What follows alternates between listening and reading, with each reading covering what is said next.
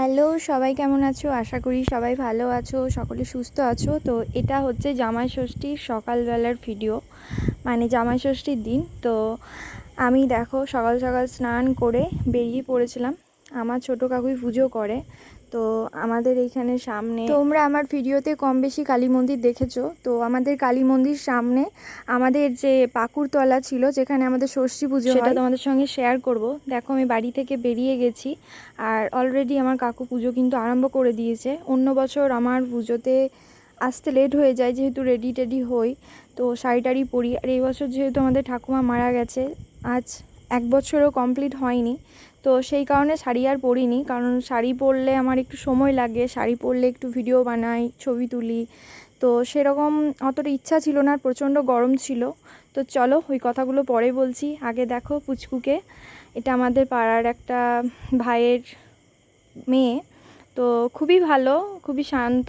তো সবাই এসছিল, দেখতেই পাচ্ছ আমি আর মা দাঁড়িয়ে আছি এখানে। পাড়ার সবাই ছিল কম বেশি, তো সবাই নিজের মতন সবাই পুজো দিতে ব্যস্ত ছিল। আমি সেই ফাঁকে একটা ভিডিও ক্লিক করে নিয়েছি। আমার তো ভিডিও করতে ভালো লাগে, কম বেশি যারা আমাকে চেনো তো তারা জানো যে আমি ভিডিও বানাতে খুব খুব ভালোবাসি।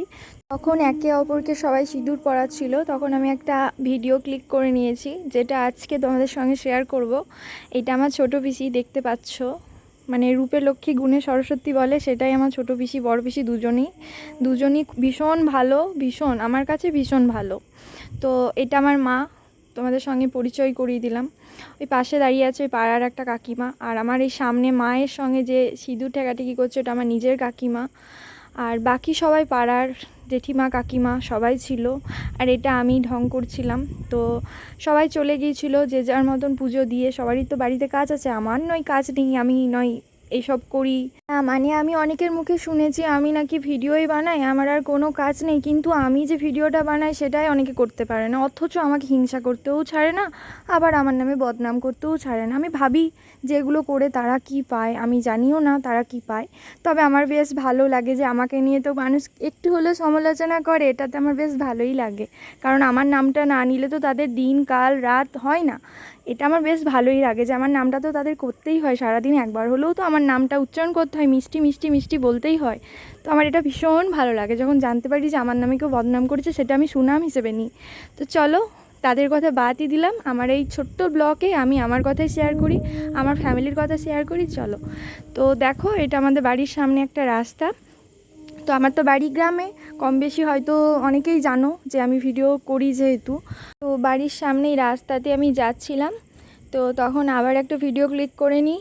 আমার তো এটাই কাজ, আমি এটা করতেই ভালোবাসি। আমার নামে কেউ কিছু বললে তাতেও আমার কিছু যায় আসে না, কারণ আমার এটাতেই বেশ ভালো লাগে যে আমাকে নিয়ে একটু আলোচনা করছে মানুষ, তাতে তাদের একটু টাইম পাস হচ্ছে। এটা বেশ মজার একটা, যে আমাকে নিয়ে আলোচনা করে তাদের টাইমটা পাস হচ্ছে, এটা বিশাল পাওনা আমার কাছে। তো চলো আমি আমার বাড়ির সামনে চলে এসেছি, দেখতেই পাচ্ছ সামনে দুর্গা মন্দিরটা হয়তো ক্লিক করা হয়নি।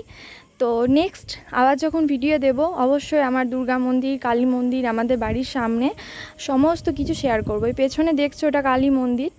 তো এবার বাড়ির দিকে রওনা দিচ্ছি, সেটাই দেখাচ্ছি। আর এই যে এটা হচ্ছে আমার ছোটো পিসি এবছর না আসলে আমাদের কিছু হতো না, কারণ কাজে প্রচণ্ড ভালো মানুষ। আর এইখানে দেখো পাঁচালি পড়ছিল কাকিমা আর ছোটো পিসি মিলে, আমার ছোটো কাকিমা আর আমার ছোটো পিসি, বড় পিসি আসতে পারেনি।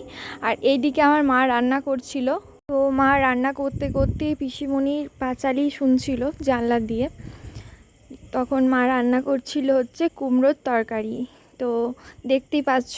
আর আমার মাও ভিডিও করতে ভীষণ ভালোবাসে, সেই ফাঁকে আমিও মায়ের একটা ভিডিও ক্লিক করে নিয়েছিলাম।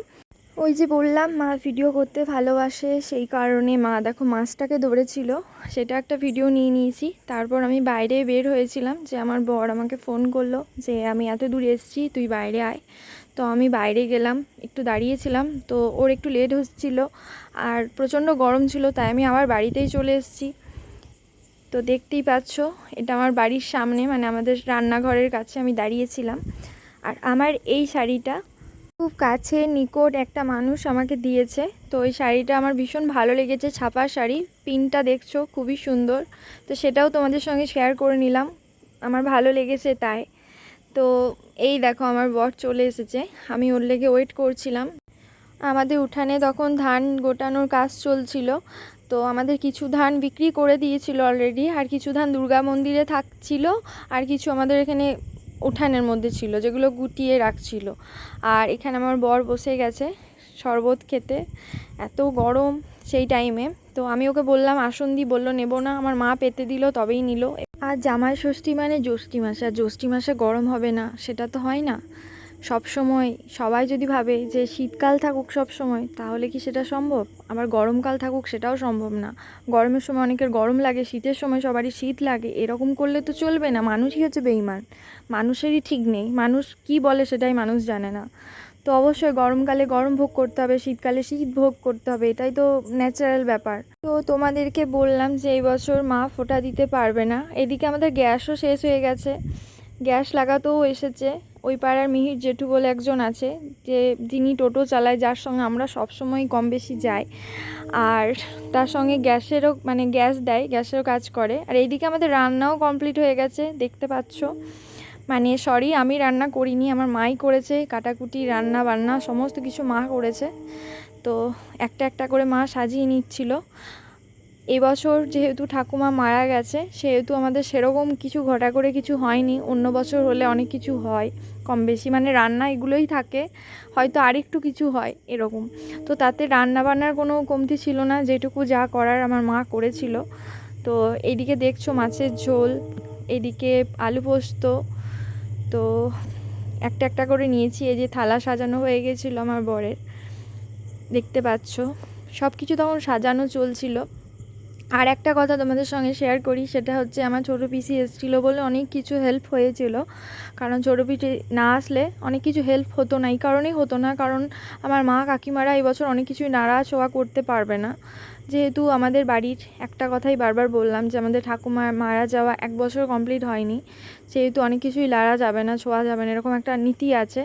সব বাড়িতে কম বেশি থাকে এরকম নিয়ম, তো আমাদের বাড়িতেও আছে, আমরাও ব্যতিক্রম কিছু না, আমরা অনেক কিছু মেনে চলি। আমাদের বাড়িতেও ঠাকুর দেবতা আছে, আমাদের বাড়িতে দুর্গা পুজো, কালী পুজো, শিব পুজো সব পুজোই হয়।